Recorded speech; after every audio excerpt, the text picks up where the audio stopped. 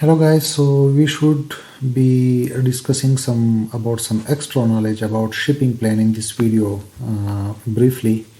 That Amazon will not tell UPS, as I have discussed in the previous videos. Even if I have selected Amazon partner carrier Amazon, and the partner carrier of Amazon is UPS, so Amazon will not tell UPS or any courier to pick up your inventory even if you have selected UPS. You will need to tell UPS to pick up even if you have selected partner carrier visiting their website. You will go to their UPS website and you will give the information there. But in case if you have selected partner carrier, so UPS will not persuade you to pay on their website, because they will let you know that these parcels are already prepaid. Okay, they are paid already from the side of Amazon.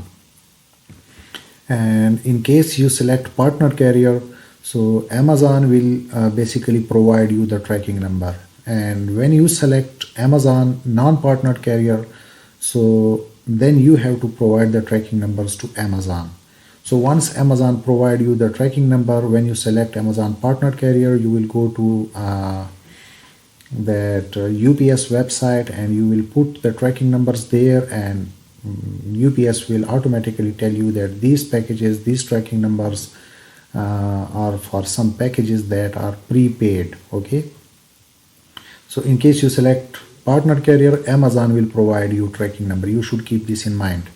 And in case of wholesale, we mostly choose UPS partner carrier, right?